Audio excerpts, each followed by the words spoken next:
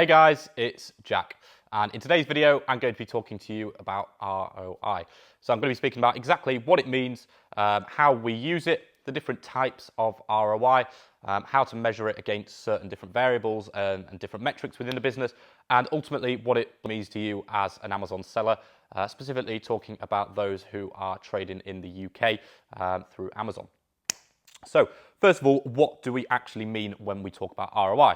So ROI stands for return on investment. So ROI is a popular profitability metric that is used within business, and in this specific example, obviously Amazon FBA, and it directly sort of evaluates how well a deal or an investment will or has performed. So whether you are forecasting a potential deal in the future or whether you're looking at a previous deal that has already performed, ROI will help you understand whether it was a good buy, a bad buy, and ultimately whether it is worth doing again or not. In simple terms, ROI directly measures exactly how much you get out from a deal in direct proportion to how much you put into the deal initially. So as an Amazon seller, it is super important that you understand what ROI is and exactly how to measure it against specific deals or investments that you are making within the business. So there are two main ways that we personally measure our ROI within our Amazon business, and they are both super important and crucial to scaling the business and really understanding different deals and investments and the business overall.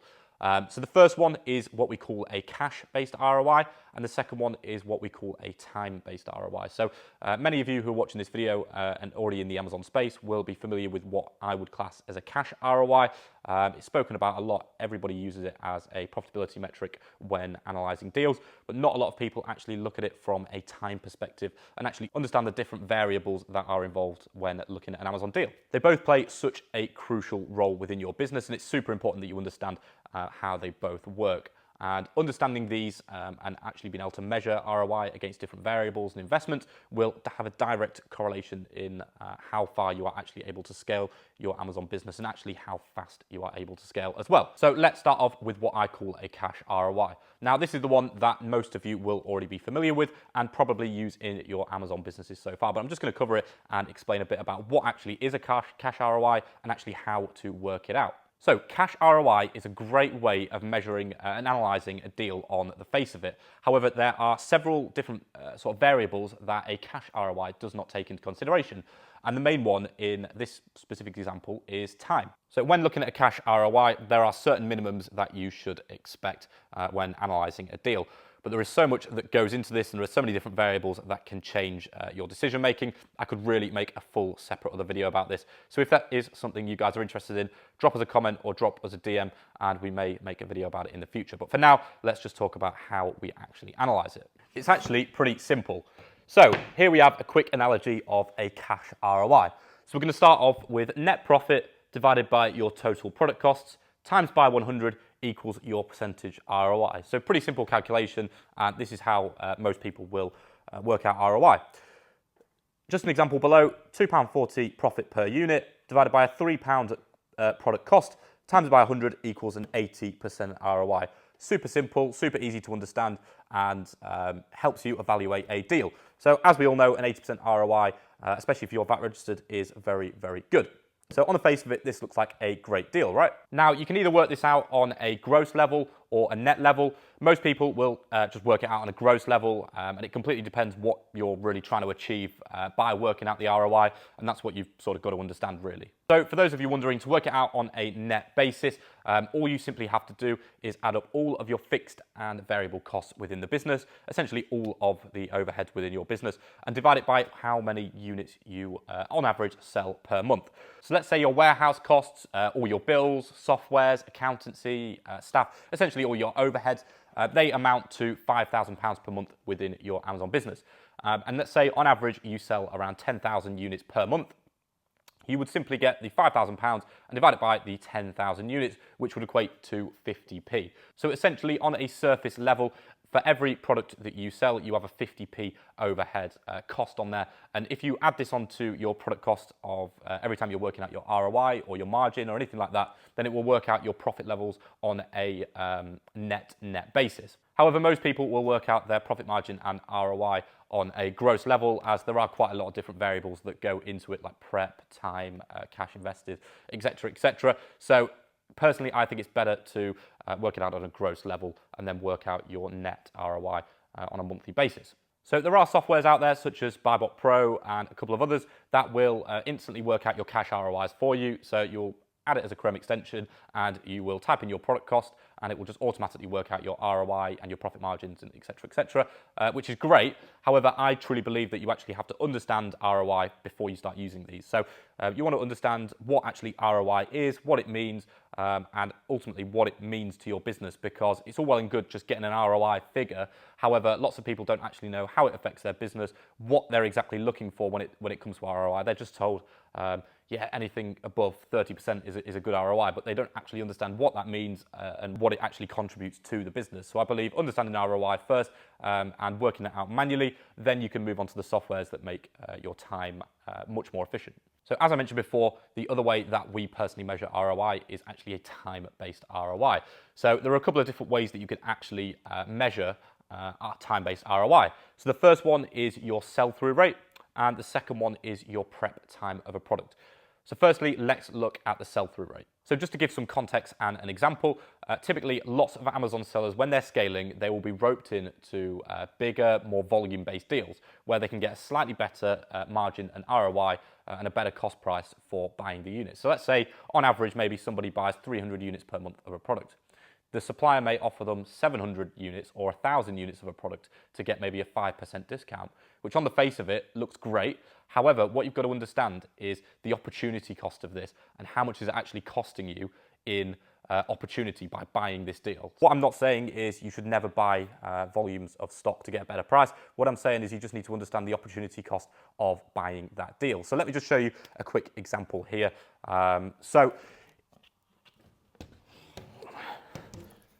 Deal 1, we have got a 50% ROI, and deal 2, we are working on a 40% ROI, right? So majority of sellers who do not understand the difference between time and cash-based ROI will only be looking at this cash ROI figure here, which is 50%, right?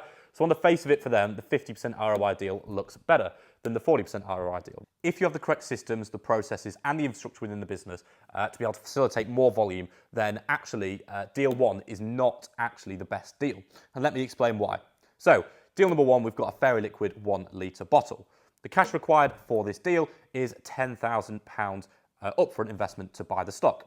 The turnaround time for this deal is going to be 4 months, and the total return on the deal is going to be £15,000. So, day number 1, you put £10,000 worth of cash into this product, and after 4 months, you get £15,000 back out, right?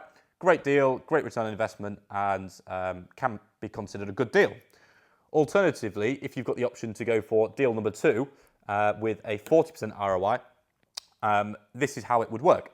You've got Fairy Liquid 300ml, just using these product names as an example, and please bear with the handwriting. I have just whipped this up in a couple of minutes, so hopefully this makes sense to you all. Cash required is, again, at £10,000, the same as deal number 1. However, the variable in this example is actually the turnaround time. So instead of a 4-month turnaround time, we've actually only got a 2-month turnaround for that time for this deal. So in deal number 1, you put your cash in and you get it back after 4 months. Deal number 2, you can put your cash in, get your money back after 2 months, and then do the same deal again, and then get your cash back again on month 4. So this one, you can turn your cash around twice in the same amount of time period as deal 1, you can only turn your cash around once, okay? So in deal number 2, you are able to repeat the process. So although on the face of it, you are earning a lower cash ROI, you are actually able to repeat the deal, okay? So this is very dependent on your infrastructure, your systems, your processes, and whether you can actually handle the increase in volume, because don't forget, you are gonna have double the units to pack and prep with deal number 2, as opposed to deal number 1, where you've only got the 1 set of units. But if we repeat this deal, we've now got £14,000 to invest into deal number 2, as opposed to the £10,000. And that's because we've put the £10,000 in, we've got the 40% return on investment from our deal, and we are able to invest that into another deal now. So we're taking advantage of the compounding effect. So we've put the £14,000 back into the 40% ROI deal, and we're now left with £19,600 at the end. So by taking a less cash ROI, you've ended up, after a 4-month period, with an extra £4,600 in profit. Now, granted, this one is going to take a bit more overheads, so it may take you an extra couple of days to pack the stock, but really for an extra £4,600, you know, I would consider that worth the extra couple of days pack. Especially if you've got a warehouse, a team, you've got picking and packing staff, you know, you can leverage that to go for lower ROI deals sometimes that actually turn your cash over faster. So it's really important that you understand the time involved with ROI as well, as most people will only look at the cash ROI. So that's the first way how you can work out ROI on a time basis. I'm just going to do the second one now. So moving on to the second way that we can measure ROI through time-based is actually through prep time, okay? And what we mean by this is the time and manpower that it actually takes to prep the unit, okay? So let's say, for example, you have an abundance of products lined up within your business to buy. You have mastered the product sourcing process, you've mastered the art of negotiation, and you are starting to get loads of deals filled up in your pipeline, and you simply just don't have enough cash to buy them. You're going to have to cherry pick the best deals out of these. Let's say, just for an example, you have one member of packing staff who works 20 hours per week for you, and you are currently looking to choose between two different deals. So one of the deals has a 50% ROI, but requires you to put 5 different products into a trolley bag with slightly awkward packaging. You have to box them up, and they're quite heavy, they're quite bulky, and on average, your packer can only pack, let's say 40 per hour, 40 units per hour for a 5-pack bundle, right? And you make £2 profit per unit, which is great. So on the other hand, you have a product that has a slightly lower ROI, let's say 40%, for example, okay? However, the difference is this one is only packed as a pack of 1. All it requires is a label, and it's really small and light. It's easy to transport. You can fit maybe 300-400 in a box, and on average, your packer can pack 300 units per hour, okay? On this one, we only make £1.20 per unit, as opposed to the £2 of the previous deal. So if you're only looking at cash ROI, deal number 1 actually looks like a better deal. It's got a higher return on investment, it has a higher profit per unit, and you know, you can sell the same units, right? However, sometimes it can actually make financial sense, depending on the variables, to buy deal number 2. Let me explain. So if you only have one member of staff who does your packing, or maybe you even do the packing and fulfillment yourself, it actually probably makes sense to go with deal number 2, providing that all the other variables are the same. So this is due to the prep time significantly outweighing the profit. So deal number 1 would generate on average £80 per hour while being prepped. Deal number 2 would actually generate £360 per hour while being prepped, despite having a lower ROI and a profit per unit. So if you are currently on your own, or maybe you've only got one member of packing staff, you don't want to be spending all of your time in the garage, in your room, prepping all these units, as it's just going to absorb so much of your time. You need to learn to outsource these, cherry pick the best deals, and ultimately this is going to lead to you making the most amount of profit. So obviously these are only a few key components of return on investment and actually the process that goes into analysing a deal. There are lots of other different variables out there that can change these buying decisions. This video is specifically designed to just help you change your perspective a bit more and maybe think about a few different things when looking at buying opportunities and analysing the different deals. But ROI is definitely a really key component that any business owner, and specifically to this video, Amazon FBA business owner, should understand when running and growing their business. So if you did find this video helpful, please drop it a like, comment, and also subscribe to the channel.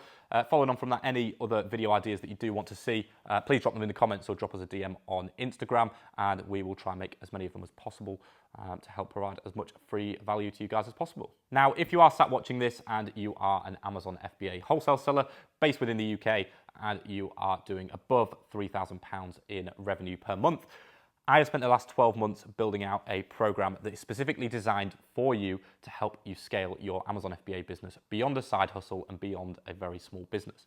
This program is specifically designed for anybody doing 3, 5, 10, all the way up to sort of 10, 20, 30K a month to take them to new heights and scale their Amazon businesses. So if you are currently doing £3,000 per more in revenue per month within your Amazon business and you think that I could potentially help you, go to the comments of this video where I have put together a free 20-minute training video which breaks down the 3 key components that I've personally used to scale my Amazon business to way over 100K per month. If you like what you see and you think that we can help you, there is the option to book in a free call with either myself or one of my team to see if we could be the right fit. Again, thank you for watching the video, guys. Really appreciate it, and I will see you in the next one.